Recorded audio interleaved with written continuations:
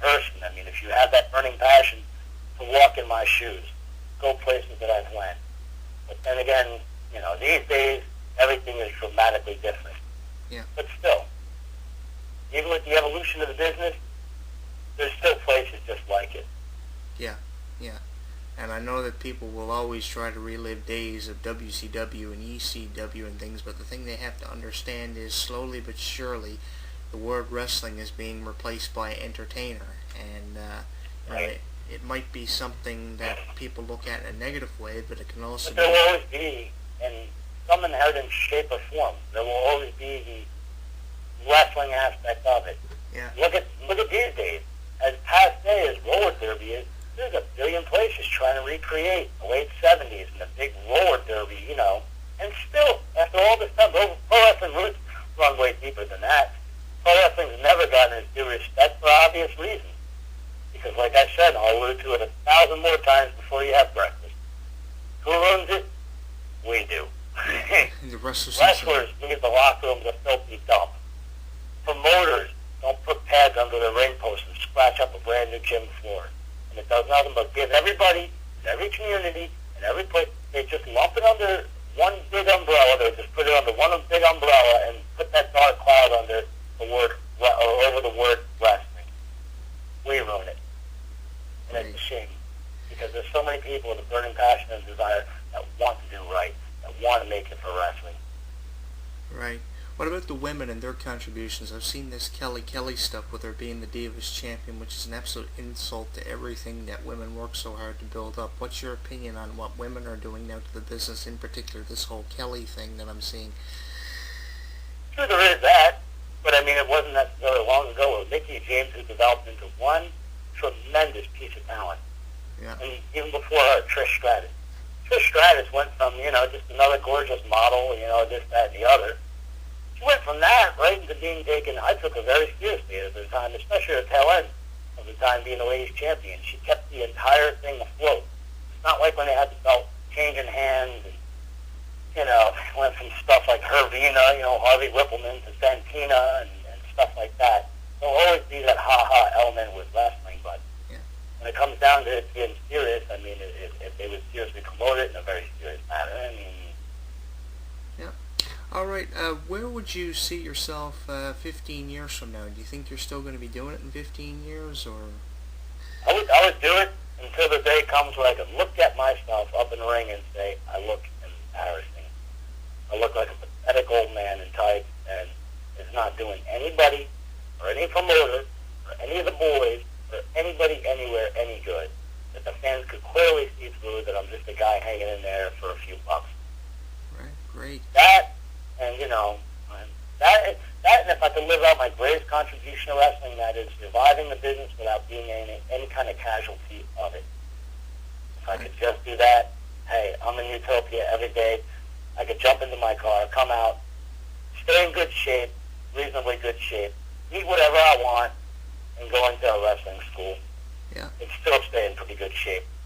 Excellent cardio for a guy that smokes as much as I do. Great. All right, is there anything you'd like to say in closing? We've spoken to you for almost a full half an hour. It's been a pleasure, and you've promoted... the key word here is living out that utopia, living out that dream. If I could continue to do that, that to me is, because I broke into this thing like everybody else, nothing more but a simple fan, a super fan at that. By the time I came around, I was 13, 14, watched so much wrestling, I would see so much that was bad in that ring, and I thought, gosh, I could do better myself. Or, oh my goodness, I got more size than that guy. Or, hey, I'm more athletic than that guy. That guy's horrible, It was someone like me off the street that decided I can do better than that. And I went to the tiniest independence I could find in New York City, where they were like, hey, you want to climb in here? Sure. Hey, give us $20 and we'll let you have a match. Okay. You did the math, and in 1989, man, I was 15 years old. Like, okay, here we go. A few matches here and there. New Jersey had a strict stay athletic. So I did everything from ring a bell, be timekeeper, to take everybody's gear back from the ring. I mean, anything I could. Set up rings, It was just a mark pursuing and you know, portraying his passion of loving wrestling and wanting to be around it as much as possible. So, As long as you're happy. as far as that goes, I really don't have nothing more to say for myself. As long as you're happy doing what you're doing, you can't ask for anything more important. And as long as you have your happiness in this business, which is sometimes really hard to find, I think that you have done what you set out to do, no matter if you make it to WWE or TNA or not. So you're doing wonderful for yourself, I think. The base of the gauge of your success is what you make it. And I thought when I had my last run-in, the trials and tribulations with WWE, culminating with me actually getting a deal for doing the announcing there, 2006, the end of 2006, I thought my life was over, and I went into a deep depression. I thought, my goodness, this is all I ever wanted to do, and I didn't realize I made it. I was to the point where every week I was collecting a paycheck from World Wrestling Entertainment. I didn't even realize just how significant that was. And I mean, to go out and find there's pro wrestling in every shape and form all across the entire, which didn't even start the more sleazy, wrestling that I was promoting in early 2007, a place called Sex and Violence. But it's neither here nor there. For anybody, even if you have a passion to compete in death matches, and all the bleeding and all the pain that you endure, you explain to each and every one of the fans that come out to support you that you're doing it all for them.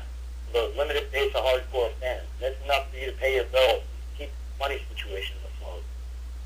It's a very limited genre. Not only that, it's extremely taxing on your body and your mind. And on top of everything else, in all honesty, if you look at it, I mean, where do you go from there?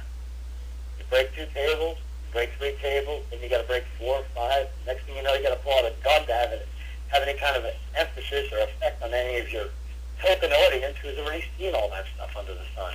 Right. But I don't recommend anybody doing deathmatch wrestling that's coping with depression. Yeah. That'll just speed things up, if you know what I mean. That's a great way to end it.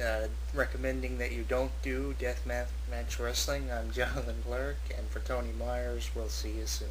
Sam? Yeah. Can I curse on here at all? Try to